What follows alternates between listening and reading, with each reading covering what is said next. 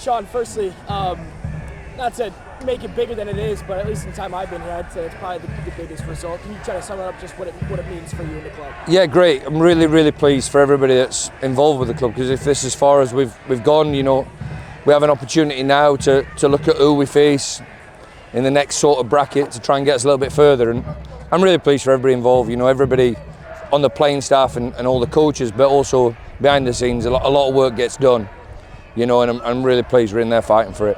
What did you think of the performance? So. I didn't think we were great, you know. I'll be honest, we looked a little bit tired. We've played a lot of games recently, and as though we've rotated within the games, it was tough. But you know, we were dangerous when we needed to be, and you know, we scored 3 goals, and we had a couple of chances to get another couple. I thought Hunter was excellent in the net, but only really made the saves that stopped him from getting back into it at the end of the first half. I think everything else was pretty routine for him. So, can we play better? Yeah. But I think the result is the most important thing in a cup tie. 3 games, 3 clean sheets in the cup now. I know you said Hunter played really well tonight, but as a collective, how important has it been keeping those clean sheets in the cup? Yeah, really good. And it's not just the goalkeeper. You know, you've got to work from the front backwards when it comes to defending, and the two up front do a really good job. Midfield players in behind them, you know, you see the amount of distance they covered. We get the data after the game, obviously, and we know they're covering a lot of distance and a lot of distance at intensity. But I will say that, you know, we changed Eunice because he's just come back from injury. Ben Mines was excellent coming back in again.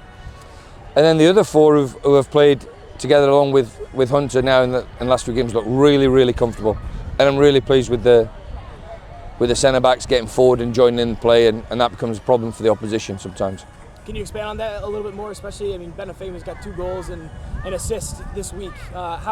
What's been the reason that tactic specifically has been so successful? I think because we've gone with probably an extra number in the, you know, an extra one from back 4, or you could say it's a 3 now, not a 4, but you know, you would say it's you know, 5 defenders on the pitch because the fullback's the same. So we don't want to lose anything in the attack, so we encourage the centre backs to go forward and create 2 versus 1s down the outside, like, you know, like what anybody would do if you're playing a different system, numbers.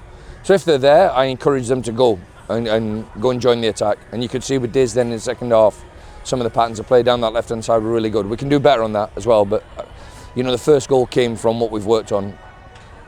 The team in general, and especially right now, seems like it's one that, like, just success breeds more success. When we get one, it looks like a second is coming, and so on and so forth. Is that a product of the run that we're in right now, or is that kind of just an ethos of the team?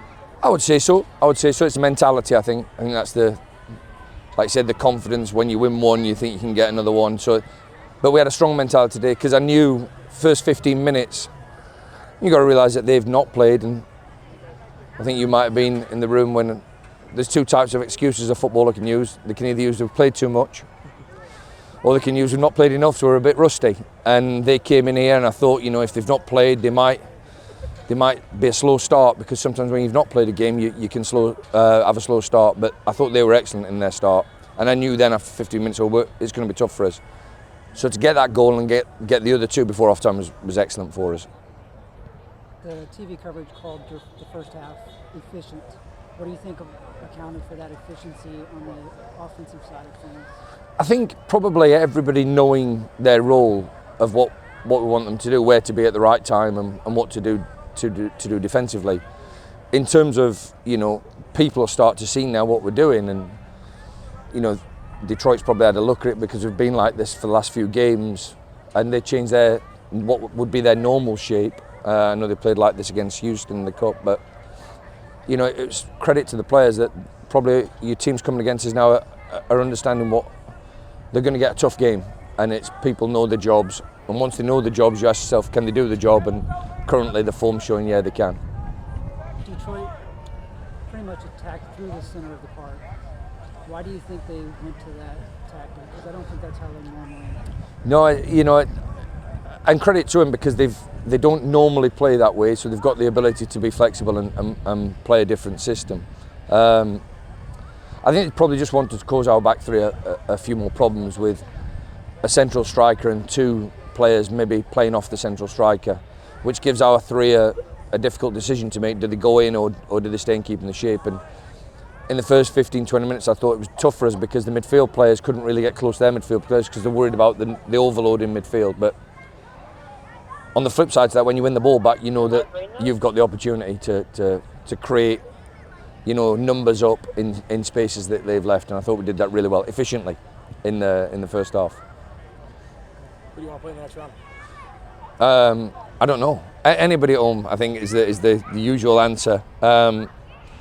I think the players are looking forward to the fact that they're in a draw now, and it's going to be split up in the 8 teams are going to be split up into 4. So you can see a pathway then when it's done like that. So, you know, whoever we get, we'll have to accept. But we'll make sure they give their absolute best effort and best performance, and we'll see what comes after that.